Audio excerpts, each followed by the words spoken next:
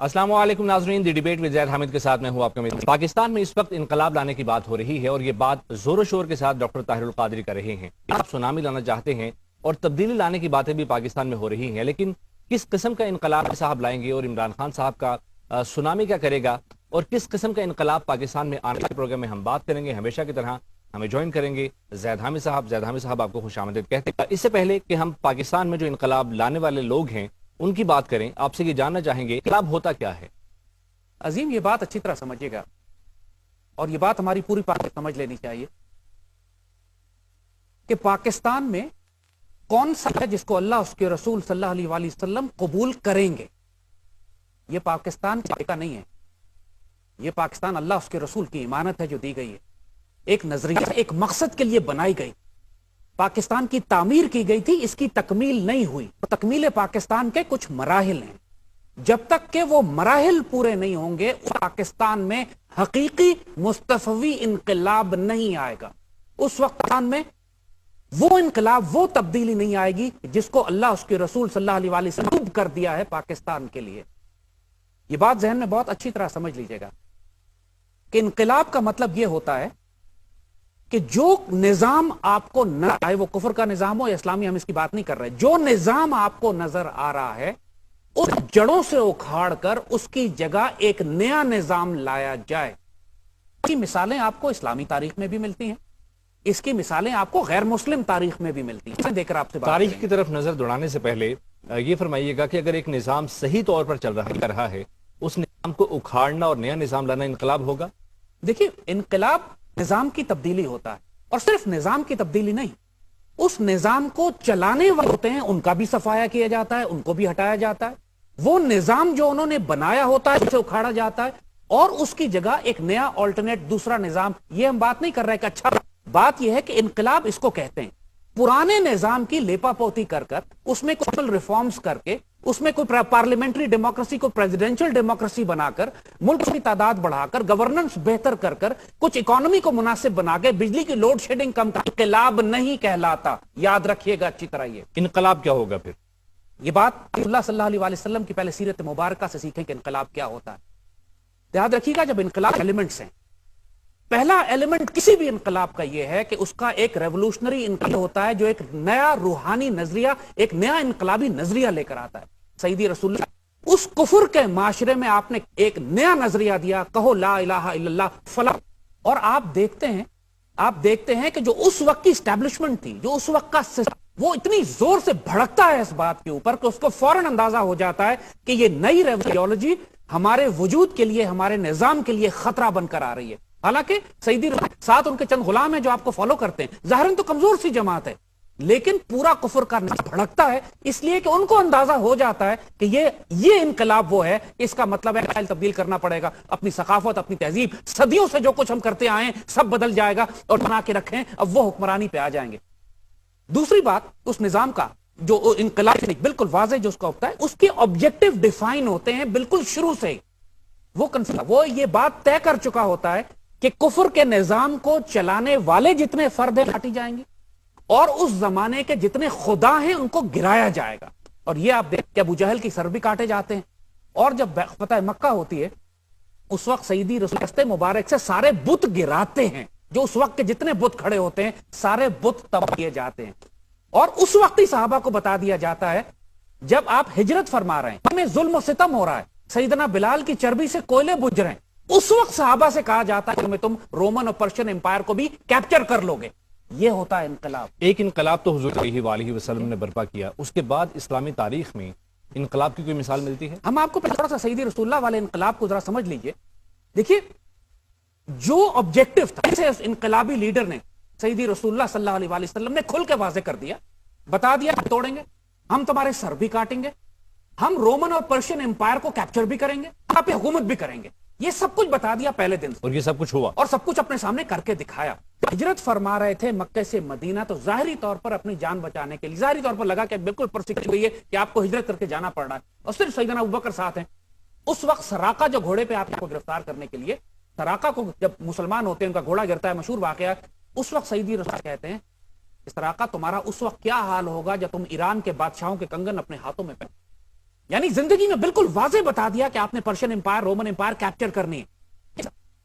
اسی طرح جب پاکستان کی بات آتی ہے، جب ہم پاکستان کے انقلاب کی بات، اس سے پہلے بہتر ہے کہ جیسے آپ نے سوال کیا کہ ہم خطے کے انقلابات کو دیکھ لیں کہ آس پاس 20ویں صدی میں کون کون سے اور انقلاب خطے یہ دیکھ لیا جائے کہ اسلامی تاریخ میں کون سا انقلاب آیا. جی تو ہم نے عرض کیا نا آپ کو، اسلامی تاریخ کی تو سب سے شاندار سیدی رسول اللہ کا انقلاب ہے، جس میں کفر کے بت گرائے گئے، جو زمانے کے جتنے خدا تھے توڑے گئے، سارے آگ قتل کیے گئے، اور تمام جماعت کو یہ بتا دیا تھا کہ تم نے پوری دنیا پر قبضہ کر کے اللہ کا دین غالب نافذ کیا. ایگزیکٹلی یہی انقلاب ہوگا ہر دور میں. جب پاکستان بنا ہے، جو پایا گیا ہے، یاد رکھیے گا، ہم یہ بات صاف بتا دیں، پاکستان بنا ہے 4 مقاصد کے لیے. پاکستان کے بنانے میں بھی 4 آبجیکٹیوز ہوں گے. پاکستان ایک آئیڈیالوجی پہ بنا ہے، یہ جو سیدی رسول اللہ صلی اللہ علیہ وسلم کی آئیڈیالوجی ہے، جس کی تشریح آج علامہ اقبال نے کی. اور اس کو بنانے کا مقصد کیا؟ اقبال نے جب بات کی پاکستان بنا ہے، پہلا مقصد بنانے کا یہ ہے کہ پاکستان کے اندر خلافت راشدہ کا نظام ہوگا.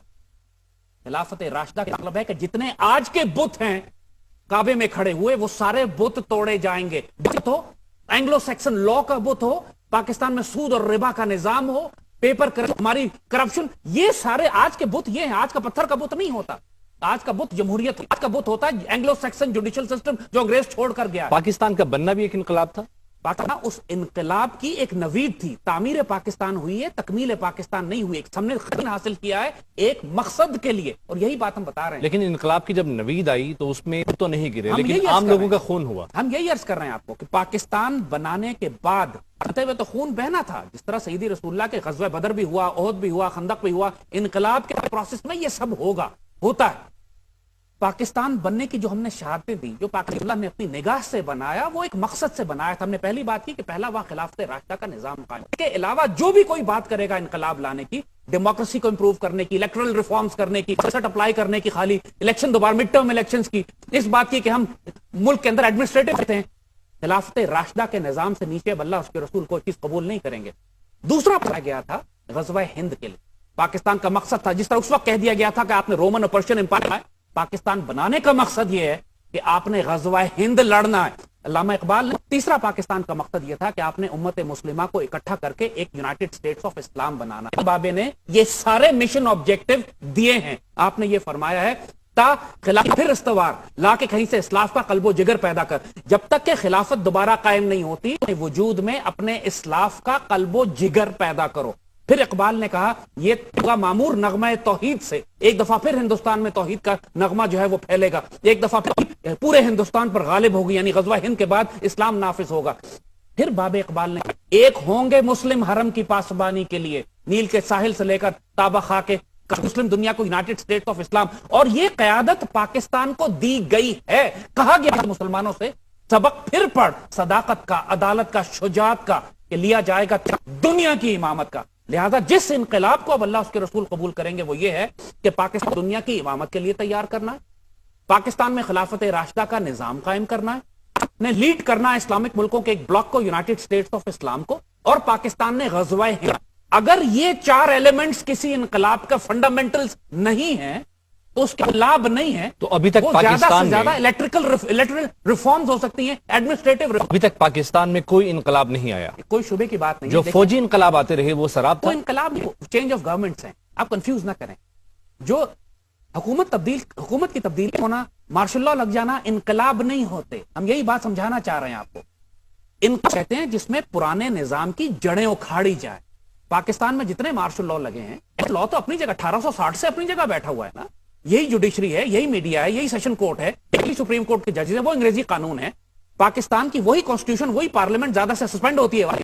پاکستان کے اندر کون سا نظام تبدیل کیا گیا ہے، چاہے ڈیموکریسی نے یا فوج کے 4 سپہ سالار بھی غلطی پر رہے. غلطی کی بات نہیں ہے. بات یہ کہ ان کا آبجیکٹیو ہی یہ نہیں تھا کہ نظام تبدیل کریں. ایجنسیز میں آئے تھے، کرائسس میں آئے تھے، وہ صرف اس لیے آئے تھے گورننس بہتر کر دیں. انہوں نے لا اینڈ آرڈر بہتر کر دی، تھوڑا کو شہر آباد کر دیے، تھوڑا سا ریجنل جیو پالیٹکس میں زیادہ اچھا کردار ادا کر دیا. بات یہ ہوتی ہے بھی انقلاب کے پیچھے پہلے ایک آئیڈیالوگ ہوتا ہے، ویژنری ہوتا ہے، تھنکر ہوتا ہے. قائد اعظم نے اقبال کے بارے میں کہی تھی کہ ہر تحریک کے پیچھے ایک ویژنری، ایک تھنکر ہوتا ہے، اور ہماری تحریک پاکستان جو تھنکر ہیں وہ اقبال ہیں. تو پاکستان کی کوئی گورنمنٹ، چاہے پولیٹیکل ہو. علامہ اقبال کو تھنکر اور فلاسفر کے طور پر نہیں ایکسپٹ کرتی رہی. اقبال کو کب اپلائی کیا گیا؟ اقبال کی پالیسیز کو، ان کی ڈاکٹرن کو، ان کے ویژن کو کب نیشنل سیکورٹی پالیسی یا نیشنل ویژن کو ڈپلوائے کیا گیا؟ کبھی بھی نہیں. اس وجہ سے ہم کہیں گے کہ please try to understand confuse. دیکھیں اب آپ کو مثالیں دیتے ہیں. انقلاب کی مثالیں جدید دور میں آپ کے سامنے کیا ہیں، اس سے آپ کو سمجھ آئے گا کہ انقلاب کہتے کس کو ہیں. رشیا میں سوویت، پہلے جب سوویت یونین نہیں بنا تھا تو وہاں زار کی حکومت تھی، کئی سو سال سے بادشاہ کی حکومت تھی، زار تھا وہاں پہ. اس کے پیچھے ایک انقلاب اٹھا بالشوکس کا، کمیونسٹ کا ایک انقلاب. کے پیچھے جو آئیڈیالوگ تھا وہ کارل مارکس تھا. کارل مارکس وہ آئیڈیالوگ، اس نے آئیڈیا دیا کہ جناب ہمیں حکومت کو ایک انقلابی طور پہ حکومت کو گرا کر ہم کو کمیونسٹ حکومت بنانی چاہیے. تو اس کے فالوورز تھے، آئیڈیالوگس تھے، لینن ہے، بعد میں آنے والے لینن ہے، مارکسسٹ ہیں، خروشچیف. 1918 میں بولشوک ریولوشن آتی ہے اور بادشاہ وقت کو زار کے پوری حکومت اس کی پھینک دی جاتی ہے. انقلاب کی ایک بات یاد رکھی کہ جیسے ہم نے کہی تھی کہ پچھلے نظام پھیڑ دی جاتی ہے، اس کو چھوڑا ہی نہیں جاتا کہ وہ کھڑا ہو کے مزاحمت کرے.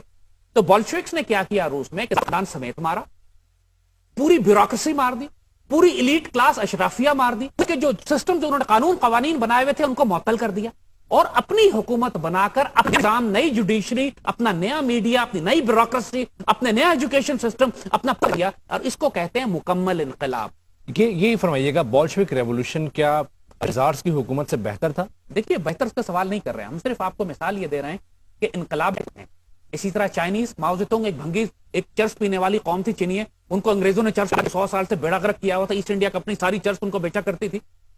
ماؤ زیڈونگ نے آ کے اس کے اور اس فساد کو ایک اگین مارکسسٹ، اس کا پیچھے آئیڈیالوگ مارکسسٹ ہے، مارکسزم سے اٹھایا انہوں نے، اس کمیونزم میں تبدیل کیا. Mao Zedong became the ideologue and the leader himself. اس نے وہ انقلاب برپا کے بعد چائنا کو اس نے کہاں سے کہاں پہنچایا، پورا پچھلا نظام اکھاڑ دیا اور نیا چائنا بنایا. زید حمید صاحب مجھے ایک بریک کی طرف جب واپس آئیں گے تو یہ جاننے کی کوشش کریں گے کہ پاکستان کو فرینچ ریولوشن کی طرز کا کوئی نظام چاہیے، بولشوک انقلاب کی طرز کا کوئی انقلاب پاکستان میں آنا چاہیے، ماؤ کی طرح کا کوئی لیڈر پاکستان، یا پھر یہاں پر ایرانی انقلاب کی طرز کا کوئی انقلاب بہتری لا سکتا ہے. سندھ بھر میں علاج کی سہولت کرنے کے لیے سالانہ ترقیاتی پروگرامز کے تحت صحت کے جدید انفراسٹرکچر کی تعمیر. سالوں کے دوران 55 کروڑ روپے سے سندھ انسٹیٹیوٹ آف یورولوجی کے سکھر چیپٹر کی تعمیر میں 70 کروڑ روپے سے bone marrow transplantation unit, 64 crore روپے سے Karachi heart disease Azizabad میں cardiac surgery and paediatric cardiology کا قیام، کروڑ روپے سے عباسی شہید ہسپتال کی توسیع، 77 کروڑ روپے سے سندھ گورنمنٹ ہسپتال اورنگزیب، تقریباً 5 ارب روپے کی لاگت سے 14 منزلہ کراچی ٹراما سینٹر کی تعمیر، 42 لیاری جنرل ہسپتال کی توسیع اور کارڈیولوجی سینٹر کی تعمیر، لیاری میں شہید بے نظیر کالج کا قیام. اس کے علاوہ حیدرآباد، میر پرخاس اور خیرپور میں نئے مل کی تعمیر، سکھر میں 2 ارب روپے سے غلام محمد مہر میڈیکل کالج کی عمارت اور تعمیر، اور شہید بے نظیر ڈسٹرکٹ ہسپتال میں 18 کروڑ روپے سے ایمرجنسی سینٹر، 1 ارب 68 کروڑ روپے سے چلڈرن ہسپتال نارتھ کراچی کی توسیع اور 50 بیڈ کے میڈیکل اور سرجیکل ICU کی تعمیر. سالانہ ترقیاتی پروگرام برائے 17 اور 15 میں 13 ارب 57 کروڑ روپے کے بجٹ سے سندھ بھر میں ہسپتالوں اور مراکز صحت کی تعمیر و توسیع، نئے میڈیکل کالجز کا آغاز اور مریضوں کے لیے بنیادی سہولیات.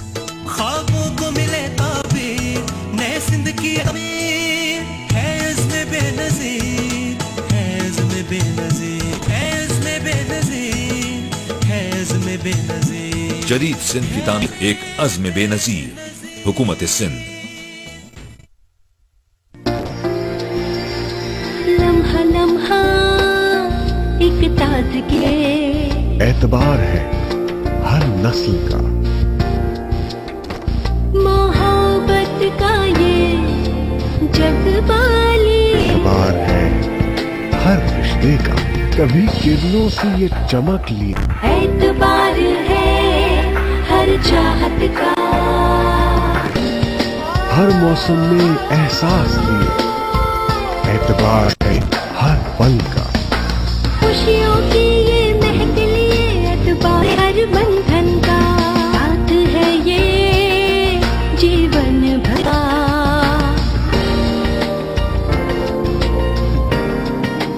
سپر ایشیا، اعتبار ہر نسل کا. انتہائی شمالی بلوچستان کے میرے بزرگوں اور ہم آپ کے پاس ایسے وقت میں حاضر ہوئے ہیں جب افواج پاکستان ان درد کے ساتھ اور دلیری کے ساتھ ان ملیٹنٹس کا، ان دہشت گردوں کو کر رہی ہے اور ان کو صفائے ہستی سے ان کو مٹا رہی ہے. زندگی کے مشکل ترین آپ گزر رہے ہیں. آپ نے ہجرت کی ہے، نقل مکانی کی ہے، اپنا گھر ہے، اپنے کاروبار کو خیر باد کیا. بہت ہی مشکل حالات میں پوری کے ساتھ ہے. پورے پاکستان کے 18 کروڑ عوام کی دعائیں آپ کے ساتھ. آئیے عہد کریں کہ ہم شمالی وزیرستان کے متاثرین بھائیوں اور بہنوں کو تنہا نہیں چھوڑیں گے. آئی ڈی پیز کو رقوم کی ترسیل شفاف مرحلہ وار بذریعہ موبائل ٹرانسفر کی جا رہی ہے. آپ اپنے عطیات بینک آف پنجاب کی کسی بھی برانچ میں جمع کروا سکتے ہیں. میں خادم پنجاب آپ سے اپیل کرتا ہوں، دل کھول کر عطیات دیں اور ان کا ساتھ دیں. خدمت میں عبادت، حکومت پنجاب. بریک کے بعد ڈیبیٹ میں زید حامد میں ایک بار پھر سے آپ کو خوش آمدید کہتے ہیں. زید حامد میں بولشوک ریولوشن آنا چاہیے، ماؤ زے تونگ جیسا کوئی لیڈر پاکستان میں ہونا چاہیے، فرنچ ریولوشن پاکستان میں آنا چاہیے، یا پھر جو انقلاب ایران میں آیا تھا اس طرز کا کوئی انقلاب آنا چاہیے؟ دیکھیے عظیم، ہم نے آپ کو 2 مثالیں دی ہیں. ہم نے آپ کو بولشوک ریولوشن کی بھی دی ہے اور چائنیز بھی دی ہے. لیکن ہمارے خطے اور ہیں کہ جہاں پہ پورا نظام تبدیل ہوا تھا. 1918 کے بعد سعودی عرب میں خلافت عثمانیہ کا صوبہ تھا حجاز، اور حجاز صوبے میں جب بغاوت کی عرب قبائل نے تو اس کے بعد وہاں سعودی عرب کی، اور وہ بھی ایک مکمل انقلاب تھا. یعنی پورا خلافت عثمانیہ کا قانون، ان کا نظام، ان کا سلسلہ لاز، ان کے آفیسرز، ان کے تمام سارے سسٹم کو تبدیل کر کے یہ اسلامی دنیا کا انقلاب ہے. یہ سعودی نے اپنے اندر ایک بادشاہت قائم کر لی. اور بات یہ ہے کہ کچھ بھی خلافت عثمانیہ چھوڑا نہیں، اور جب اپنی ایک جابرانہ حکومت وہاں نے بھی یہی کیا، ساروں نے یہی کیا. ہوتا یہی ہے کہ جب آپ انقلاب برپا کرتے ہیں تو پچھلے نظام کا نہیں ہے کہ وہ مزاحمت کر سکے. سیدی رسول اللہ صلی اللہ علیہ وسلم نے بھی جب مکہ فتح فرمایا، سارے بستے مبارک سے تباہ کیے، تو اس وقت پورا نظام تبدیل کر دیا. اس کے بعد یہ نہیں ہوا کہ مشرکوں کے ساتھ جائے، کوئی کمپرومائز ہو جائے، کوئی کنفیڈریشن بن جائے، کوئی یہ بات کر لی جائے تم بھی رہو ہم بھی رہتے ہیں، تم مکے میں مدینے میں ہم بنا لیں گے. نہیں، جب اختیار اور طاقت ملتی ہے نئے نظام کو تو وہ پھر اپنے نظام کو یا دوسرے نظام کو چھوڑتا نہیں ہے. مثال آپ کو ہم ایران کی بھی دیتے ہیں. انقلاب میں بھی آپ نے دیکھا کہ شاہ کی پہلے بڑی سٹرونگ حکومت تھی، اس کی اپنی بیوروکریسی تھی، اپنا نظام تھا، اپنی آرمی تھی. جب آیت اللہ خمینی نے وہاں انقلاب برپا کیا، اگین پہلے وہ آئیڈیالوگ بھی تھے، ویژنری بھی تھے، انہوں نے اجتہاد کیا، ایک نئے کام کیا، انقلاب کو لیڈ بھی کیا، انقلاب کو برپا بھی کیا. پورے ایران سے شاہ کی تمام باقیات کو ختم کیا گیا. ان کے ایجوکیشن سسٹم سے، ان کے میڈیا بیوروکریسی سے، ان کے آرم فورسز سے، ان کے تمام جو پولیٹیکل اور اکنامک سسٹم سے، اس سے نتیجہ وہاں شاہ کی باقیات باقی ہی نہیں بچی کہ کوئی مزاحمت کرتا. ہمارے پاکستان میں بہت سارے لوگ یہ بات کرتے ہیں. مثال کے طور پہ جب آرمی میں یا ایون پاکستان کی جب ہماری بات ہوتی ہے تو وہ یہ کہتے ہیں کہ صاحب اگر پاکستان میں حکومت کی تبدیلی آئے گی تو جوڈیشری کیا کرے گی، تو پاکستان میں میڈیا.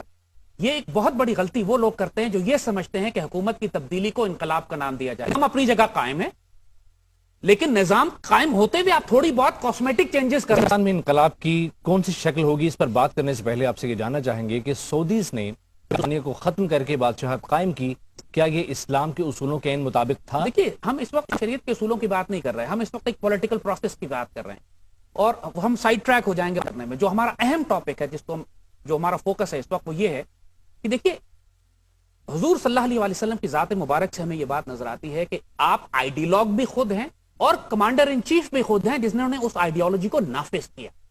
بعض جگہ پہ یہ ایک وجود یہ 2 کام نہیں کرتا، 2 الگ الگ وجود ہو جاتے ہیں. جس طرح کارل مارکس آئیڈیالوگ تھا اور بعد میں رشیا کے اندر جو لینن وغیرہ آئے، دوسرے لوگ آئے، انہوں نے اس کی آئیڈیالوجی کو نافذ کیا. ون مین آئیڈیالوگ بھی تھے اور انہوں نے انقلاب بھی برپا کیا. سو he was again one main.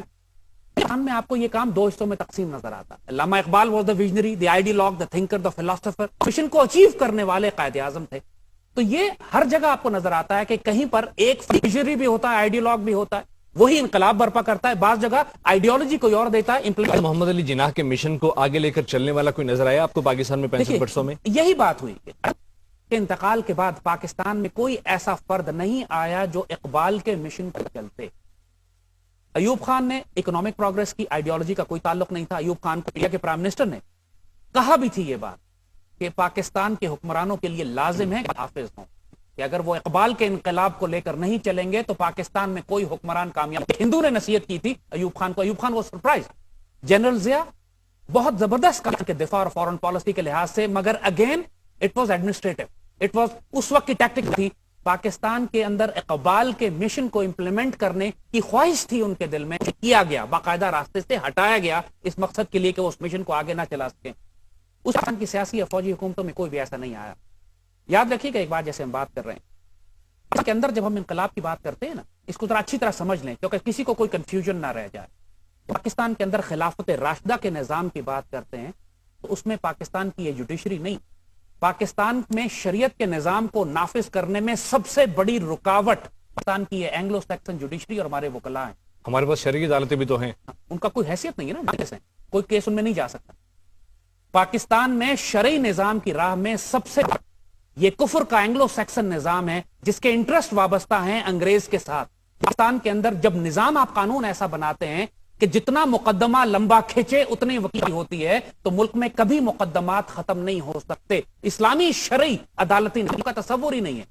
Lawyers do not exist. وہاں قاضی کے سامنے پارٹیز آتی ہیں, فیصلے لمحوں میں کرتے ہیں. یہ جو جوڈیشل سسٹم ہے جو انگریز نے 1860 میں بنایا تھا, اس کو یہ فارچونیٹلی وکیلوں کو گھاس بیچنی پڑے گی, یا کہ اسکولوں میں پڑھائیں یا کھیتی باڑی کریں. وکیل کا شعبہ نہیں ہوگا ایک اسلامک جوڈیشل سسٹم میں. تو صوفی محمد جن قاضی کورٹس کے قیام کی بات کر رہے تھے وہ پھر ٹھیک تھا؟ دیکھیے ہم نہیں کر رہے, وہ خوارج کی مثالیں ہمیں نہ دیں. خوارج اسلامی ٹرم یہی کرتے ہیں کہ اسلامی جو ہمارے جوڈیشل سسٹم کی خرابیاں کرتے ہیں اپنے نام سے, اپنے کیونکہ خرابیاں تو موجود ہیں نا, اس کا مطلب یہ نہیں ہے کہ اپنا دین ہم خوارج کے حوالے کریں. ہمارے پاس خلافت راشدہ کا ماڈل بھی ہے, سیدنا عمر کا ماڈل بھی ہے, سیدنا ابوبکر عثمان اور سیدنا علی کا ماڈل بھی موجود ہے. ہماری تو نہیں ہے کوئی خلافت راشدہ میں. آپ مثال مجھے دے دیں تو کوئی وکیل ہو جو مقدمہ نپٹانے کے لیے وکیل کرتا ہو. ایک بڑھیا بھی جا کے خلیفہ کے خلاف کیس کر سکتی ہے, یہودی بھی جا کے کیس کر سکتا ہے, قاضی سنتا ہے, خلیفہ وقت سیدنا علی کے خلاف فیصلہ چلا جاتا ہے اور کوئی وکیل ان کے فیصلے ہو جاتے ہیں. خلافت راشدہ ماڈل کی امپلیمنٹیشن کیسے ہوگی, یہ ایک بڑا کویسچن مارک ہے. پہلے عظیم ہم بتائیں نا کیا پہلے ماڈل تو سنیں, کہ بات یہ ہے کہ آپ جب ایک دفعہ ماڈل ڈیفائن کرتے ہیں,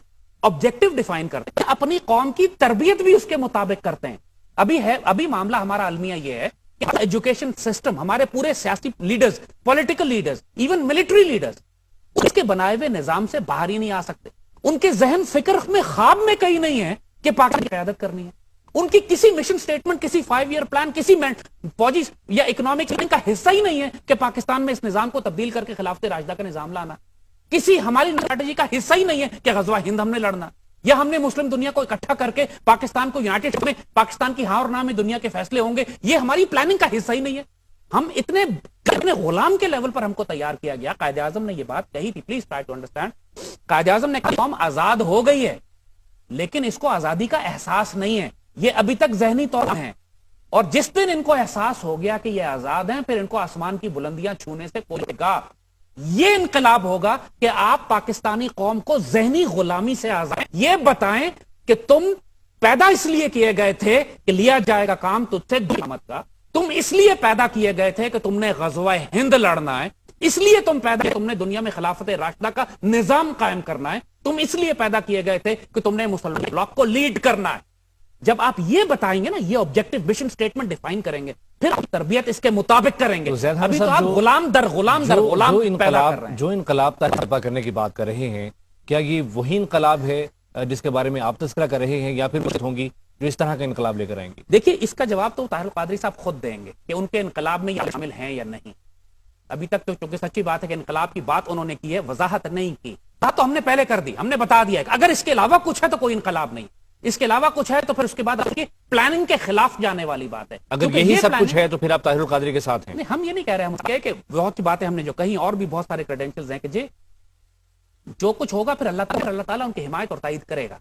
ورنہ ہم صاف بتا دیں کہ جس کسی نے پاکستان کو ہائی جیک کی, چاہے سونامی کے نام پہ کی, چاہے نظام مصطفیٰ کے نام پر کرنے کی, چاہے پاکستان میں تبدیلی یا کسی اور انقلاب کے نام پر کرنے کی, اللہ اس کو رسوا کر دے گا, کیونکہ اللہ فیصلہ کر چکا ہے. خلافت راشدہ کے نظام کے علاوہ کوئی نظام وہ قبول کرے گا نہیں.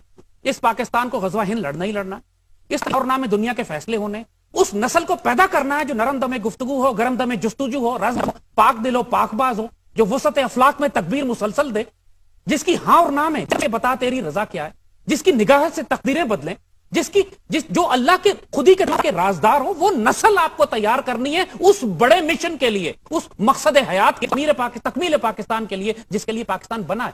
دیکھیں بات ہم اپنی طرف سے نہیں کر رہے, پلیز ٹرائی ٹو انڈرسٹینڈ. جیسے بابا اقبال نے یہ باتیں اپنے کھل کے اپنے شعروں میں کہی ہیں کہ پاکستان کو بنایا اس لیے گیا, تو لیا جائے گا دنیا کی امامت کا سبق، پھر پڑھ صداقت کا، شجاعت کا، عدالت کا. آپ کو اپنی پوری نسل کو یہ سکھانا ہے اور عدالت کیا ہوتی ہے، غیرت کس کو کہتے ہیں. لیکن زید حامد صاحب، جس نسل کی تیاری کی آپ بات کر رہے ہیں وہ نسل کیا ہوگی؟ نہیں، ہمارے اس ایجوکیشن سسٹم میں ہوگی، دانش اسکولوں میں ہوگی، نمل یونیورسٹی میں پڑھ کر ہوگی. دیکھیے یہی بات ہے، انفارچونیٹلی بات آپ کی بالکل ٹھیک ہے. پاکستان کا ہم نے کہا نا کہ ہمارا پورا، جب آپ کے حکمران بھی یہ نہیں ہے، آپ کے حکمران صرف آپ کے ایجوکیٹڈ پڑھے لکھے بچوں کو کارپوریٹ ورلڈ کے ملازم ہیں کہ تمہیں اچھی نوکری کسی بینک میں مل جائے، ایسی نوکری کی تم ادارے میں لے لو.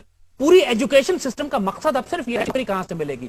تو اس کے بعد وہ غیرت مند قومیں پیدا نہیں ہوتی جو وسعت افلاق میں تکبیر مسلسل دیں.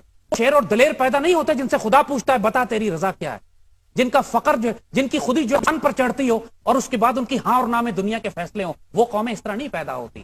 اس قوم کے پھر اگر پہلے ہم آپ کو یہ بتا دیں کہ اللہ کے تمام ولی اور پیش جو آج کے دور میں کچھ پردہ فرما گئے کچھ زندہ ہیں، جتنے بھی صاحب نظر لوگ ہیں، ذرا دیکھ لیں کہ تقدیر کے بارے میں وہ کہتے کیا ہیں. آپ اشفاق احمد صاحب کا نام لے لیں، آپ قدرت اللہ شہاب کی بات کر لیجئے، ممتاز مفتی کا نام لے لیں، آپ صوفی برکت کا نام لے لیں، آپ جناب مقصود الہی نقشبندی صاحب کا نام لے لیں، پروفیسر رفیق اختر صاحب کو لے لیں، آپ سرفراز شاہ صاحب کا نام لے لیں، آپ عرفان الحق صاحب کا نام لے لیں. آپ جس کا نام لیں ذرا سنیں کہ جو آیا کہ پاکستان زید حامد صاحب یہ شخصیات پاکستان کے بارے میں کیا کہتی رہی ہیں. ایک نظر ہم پاکستان بگاڑ کے لیے پیدا نہیں ہوا، ختم ہونے کے لیے پیدا نہیں ہوا، کیونکہ یہ ہم نے بنایا ہے. اس کو کھانے پینے والے آئیں گے، بڑے اس کو برباد کرنے ہیں، وہ خود برباد، ان کا نام و نشان نہیں ہوگا. پر پاکستان کو کچھ بھی نہیں ہونے والا. دیکھا آگے بڑھ کے دیکھا تو اس میں ہم نے پاکستان زندہ نظر آیا، روشن نظر آیا اور پیارا نظر آیا. اور الحمدللہ یہ پوری دنیا کے مسلمانوں کی نمائندگی ہی کرے گا. ابھی انشاءاللہ تعالی پاکستان بلند تر ہونے والا ہے. پاکستان کا جام ہے جو اللہ کے رسول ہمیں بتا گئے ہیں کہ زمانہ آخر میں بر صغیر کے مسلمان پہلے اہل کفر ہند سے اور ان پہ غلبہ پائیں گے اور ان کے عمراء و رؤساء کریں گے اور پھر شام میں مریم کے بیٹے کا ساتھ دیں گے.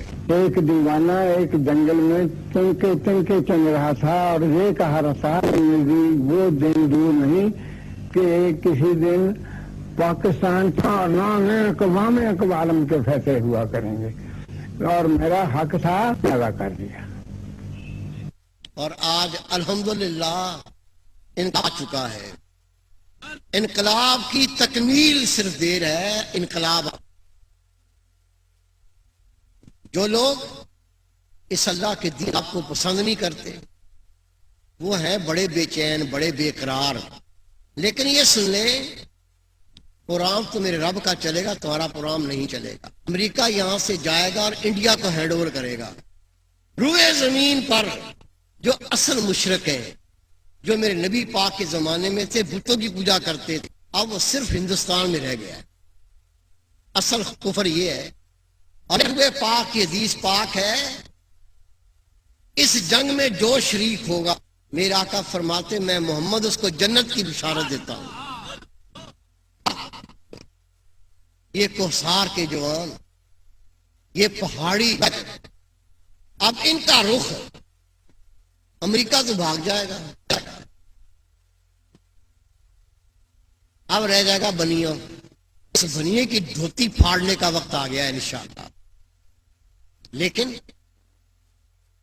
اس میں جو رکاوٹ کے انداز ہیں بڑے مختلف ہیں. فوج کے خلاف اکسائیں گے، دین کے خلاف اکسائیں گے.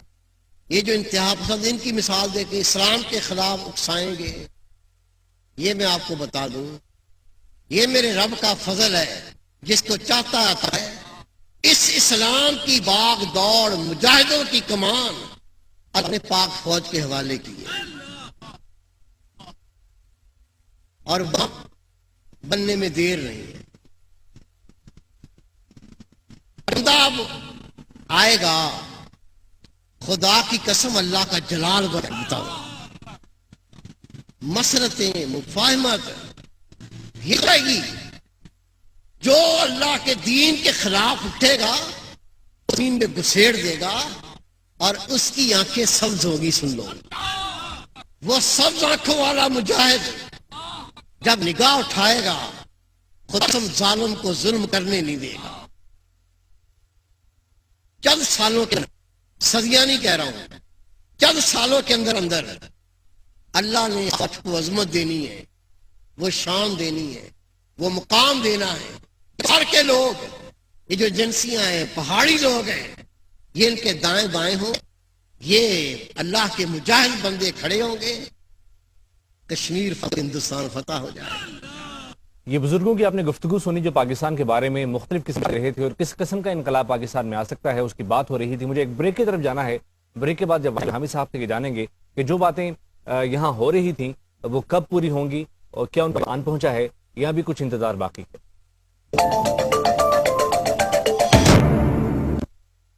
سندھ بھر میں علاج کی سہولتوں کو عام کرنے کے لیے ترقیاتی پروگرامز کے تحت صحت کے جدید انفراسٹرکچر کی تعمیر. گزشتہ سالوں کے دوران روپے سے سندھ انسٹیٹیوٹ آف یورولوجی کے سکھر چیپٹر کی تعمیر. کراچی میں 70 کروڑ روپے bone marrow transplantation unit. 64 crore روپے سے Karachi Institute of Heart Disease میں cardiac surgery and paediatric cardiology کا قیام.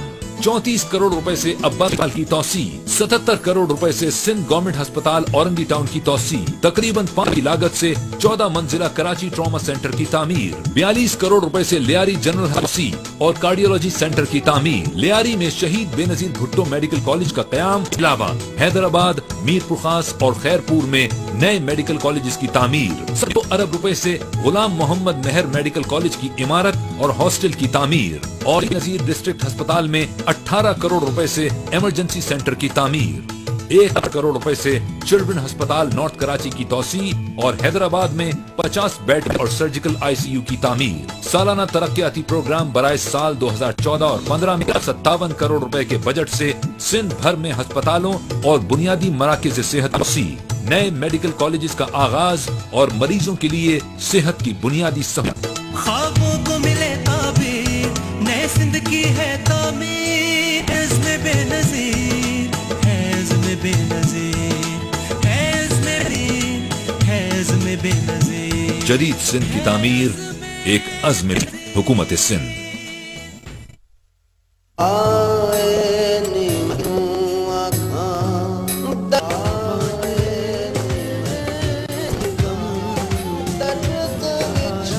زکوٰۃ ایک مذہبی فریضہ ہے اور اصل حقداروں کی تلاش بھی ایک مشکل کام ہے. سہارا فار لائف ٹرسٹ آپ کی زکوٰۃ پسماندہ علاقے کے مستحق مریضوں تک پہنچاتا ہے. آپ سے درخواست ہے زکوٰۃ دیتے وقت کو یاد رکھیں.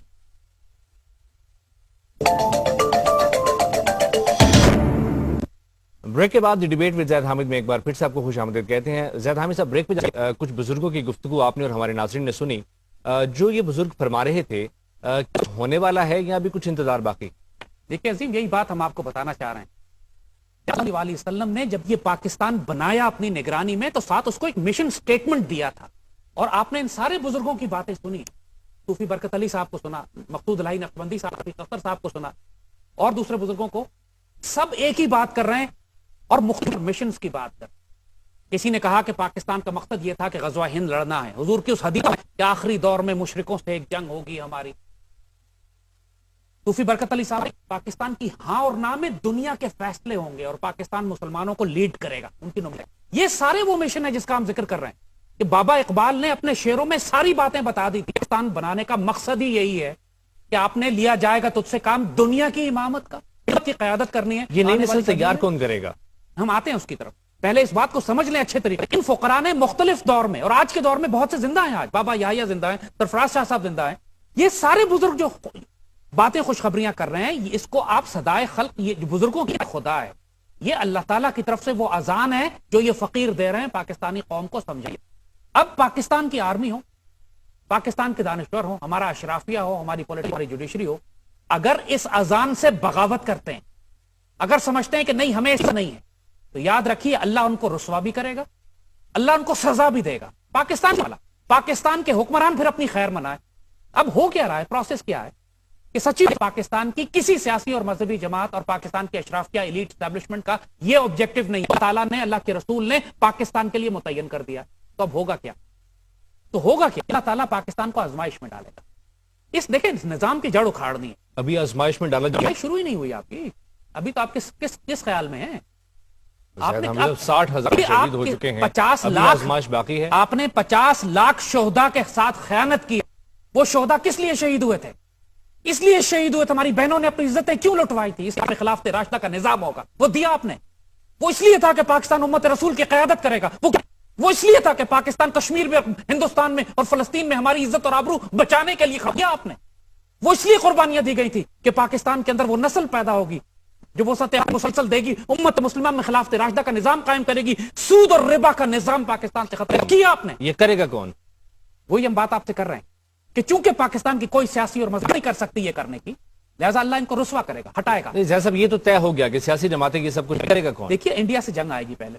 तो हमें पहले हमारा ख्याल था कि शायद कोई हमें ऐसा अल्लाह का बंदा के जो पाकिस्तान के अंदर ये सारे निजाम, ये अब तौबा करके इस पूरे निजाम को तब्दील करे, इनकलाब सही मानों में बने थे। होगा क्या? फिर पाकिस्तान में जंग पहले आ जाएगी, इसी नवाज शरीफ की हुकूमत खत्म हो जाएगी, कर ले आए वो पाकिस्तान में गवर्नेंस बेहतर कर लेंगे, एडमिनिस्ट्रेशन बेहतर कर लेंगे, इकोनॉमी बेहतर कर लेंगे, लॉ एंड ऑर्डर बेहतर, मगर इसको इनकलाब नहीं कहते। पाकिस्तान पर फिर इंडिया जंग मुसल्लत करेगा। वो तैयार आप खुद नहीं करेंगे तो अल्लाह हलाकू भेजेगा और हलाकू आएंगे। फिर अल्लाह ने सिस्टम को तो खेड़ना, खुद नहीं करेंगे, ऑर्गेनाइज तरीके पर नहीं करेंगे, मुल्की इदारे काम नहीं करेंगे, तो फिर अल्लाह कुफर को भेजेगा। फिर जब में कोई इशराफिया बचेगी नहीं, फिर निजाम नहीं बचेगा, फिर ये जजेस, ये जुडिशरी, ये अदालतें, ये बैंक, ये सूद, ये मीडिया कहीं भी नजर नहीं आएगा आपको। अल्लाह इनको तबाह भी करेगा। तो पाकिस्तान में इनकलाब की दाग भारत डालेगा। देखिए, अल्लाह ताला के अपने इख्तियार है, अल्लाह को इख्तियार दे रहा है ना, कोई अल्लाह ने रोका हुआ है आपको? क्या अल्लाह की जुडिशरी, हुकूमत और आर्मी को रोका हुआ है कि तुम पाकिस्तान के अंदर शरीयत का निजाम नाफिज ना करो?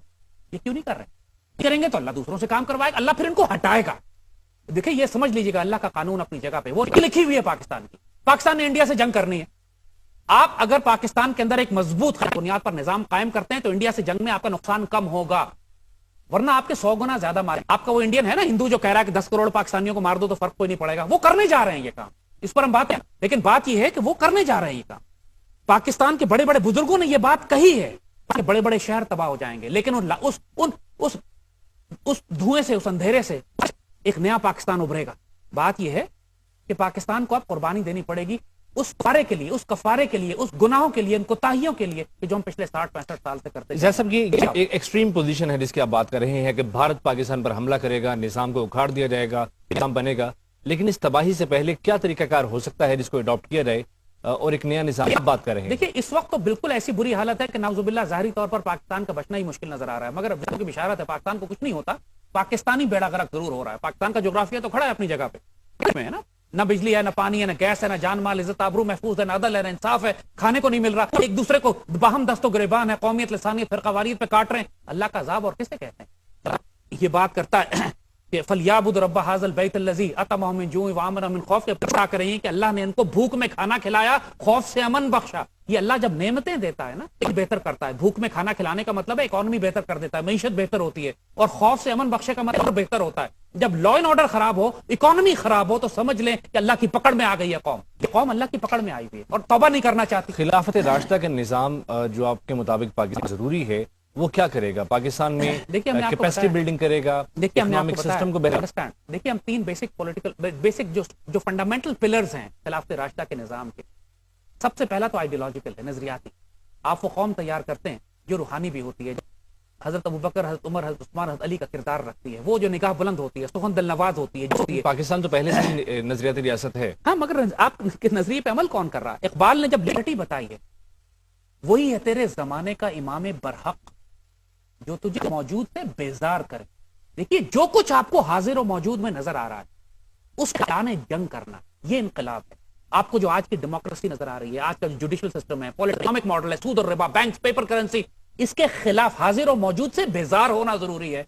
अब जब तक कि आप उस हाजिर और मौजूद से बेजार नहीं होंगे, सैयदी रसूलुल्लाह ने उस दौर हाजिर और मौजूद थे, सबको गिरा दिया, चाहे वो कुफार थे, आयम्मतुल कुफर थे, या बुत खड़े थे। आज का बुत जुडिशियल सिस्टम है, वकील है, जुडिशरी है, अदलिया है, ये वो बुत है आज के। आजादी सहाफत है, आजादी इज़हार, जो कौम ख्वाहिश बुराई में, बदकारी में मुब्तला करती है कौम को, ये है आज के बुत। यानी मीडिया से, अदलियान से, एस्टैब्लिशमेंट से इजहार बेजारी करना होगा। देखिए, बात यही है, करें ना, इस निजाम, ये तमाम का तमाम, इसमें कोई शुबे की बात नहीं है। इस बात को छोड़ें कि तालिबान क्या कहते हैं, वो तो खुराफात, खवारिज हैं, बकवास करते हैं। बात सच भी करें तो झूठ करते हैं क्योंकि उनकी नीयत खराब है, लेकिन हकीकत अपनी जगह पर है। क्या ये निजाम इंसाफ दे रहा है? क्या ये निजाम इस पाकिस्तान को 21वीं सदी में ले जाकर उम्मत की क़यादत दे सकता है? क्या हिंद में पाकिस्तान की क़यादत कर सकता है? کیا یہ وہ نظام ہے, یہ وہ حکمران پیدا کر رہا ہے جس کی ہاتھ میں فیصلے ہوں گے؟ تو آپ خود فیصلہ کر لیں. اللہ نے تقدیر لکھ دی ہے, وہ تو نہیں بدلنے والا. آپ اپنی مرضی پہ ہے کہ مار کھا کے اس تقدیر پر جاتے ہیں یا بغیر مار کھائے جاتے ہیں. زید حامد صاحب, میرا سوال پھر وہی, اس نظام سے اظہار بیزاری ہم نے کر لیا, اس نظام کو ہم نے تسلیم کرنے سے انکار کر دیا, ہم لائے گا کون, کہاں سے آئے گا, مشرق سے آئے گا, مغرب سے آئے گا, پورب سے آئے گا, پچھم سے آئے گا؟ مجھے ہے نا, پاکستان میں جمہوریت جب آپ لاتے ہیں تو اپنی پسند کے 1000 قوانین حکومت بنا رہی ہے نا. جب فوج حکومت پہ قبضہ کر لیتی ہے نا, اپنی مرضی کے قوانین چلاتی ہے. کس نے روکا ہے ان کو رسول کی شریعت نافذ کر؟ کس نے روکا؟ فوج شریعت نافذ کرے گی؟ ہم نہیں کہہ رہے فوج, ہم کس نے روکا ہے حکومت کو, عدلیہ کو, جوڈیشری کو, میڈیا کو؟ کوئی ڈیمانڈ کر رہا ہے پاکستان میں شریعت نافذ؟ کوئی پاکستان میں ڈیمانڈ کر رہا ہے کہ سود اور ربا کا نظام ختم کر کے بیت المال کی بنیاد پہ ریئل ویلتھ بیس اکنامک ماڈل؟ جو شریعت کے نفاذ کی بات کر رہے تھے ان کے خلاف تو ہم جنگ لڑ رہے ہیں. وہ شریعت کے نفاذ کو اس طرح, یہ تو اس طرح بات نہ کریں نا. خوارج شریعت کی بات نہیں کر رہے تھے, خوارج شریعت کے نام پر فساد پھیلا رہے. مطلب نہیں ہے کہ ہم اپنا دین خوارج کے حوالے ہائی جیک کرنے دیں, ان سے کہیں کہ تم کر لو. نہ تو ہم لبرل سیکولر بغیرت بریگیڈ رکھتے ہیں, نہ ہم خوارج سے تعلق رکھتے ہیں. لبرل سیکولر بغیرت بریگیڈ بھی پاکستان کا بیڑا غرق کر رہے ہیں, وہ شریعت اور دین کے نام پہ کر رہے ہیں, یہ سیکولرزم کے نام. تو غیرت بریگیڈ جو پاکستان میں ہے یہ شریعت؟ دیکھیے بات یہ ہے کہ ہم آپ کو بات بتا چکے ہیں سمپل, جس کے ہاتھ میں اختیار اس سے کیا جائے. میرے اور آپ کے ہاتھ میں اختیار نہیں ہے نا, ہم اذان دے سکتے ہیں, ہم وسط افلاق میں کر سکتے ہیں, لیکن اختیار میرے پاس نہیں ہے. پاکستان کی عدلیہ, پاکستان کے حکمران, پاکستان کے وزراء, پاکستان کے میڈیا, پاکستان کے سپہ سالار, اختیار ان کے پاس ہے. سوال اللہ ان سے کرے گا جو اللہ نے تقدیر, چاہے سیدی رسول اللہ نے جس کی بشارتیں دی ہوں, اقبال نے جو بات بتائی ہو, ان بابوں کی زبانی جو آپ نے بات لکھ لی. انقلاب یہی ہے, جو اس انقلاب سے اپنے آپ کو موافق کر لے گا وہ غزوہ ہند میں بھی شریک ہوگا, کرے گا, خلافت راشدہ کا نظام بھی کرے گا, مسلمان دنیا کو اکٹھا بھی کرے گا. یہ خوش نصیبی ترین, جو نہیں قبول کرنا چاہتا رسوا ہوگا, بے عزت ہوگا, اللہ تعالیٰ اس کو ذلیل و خوار کرے گا دنیا اور آخرت میں. اللہ تعالیٰ اس پاکستان کو ہائی جیک نہیں ہونے دے گا. جو نظام لے کر پاکستان پر آئے گا, چاہے کسی نام سے آئے گا, اللہ رسوا کرے گا. آج اس طرح یہ حکمران رسوا ہو رہے ہیں جمہوریت کے نام. زید حامد صاحب, آپ کا بہت شکریہ, آپ نے ہمیں پاکستان کی تعمیر سے لے کر آن ورڈ ہم یہ کہتے رہے کہ پاکستان قائم رہنے کے لیے بنا ہے, لیکن 1971 میں ہم نے پاکستان کا آدھا حصہ گوا دیا. پاکستان جو غلطیاں ماضی میں کرتے ان غلطیوں سے سبق سیکھنا ہوگا, اور یہ پاکستان جو اس وقت ہمارے پاس موجود ہے اس کو صحیح طور پر دنیا میں اجاگر کرنا ہوگا. اور یہ ایک ایسا ملک ہے جو واقعی قائم رہنے کے لیے. عظیم کو اجازت دیجیے, اگلے ہفتے آپ سے دوبارہ ملاقات ہوگی. اللہ نے کے بعد.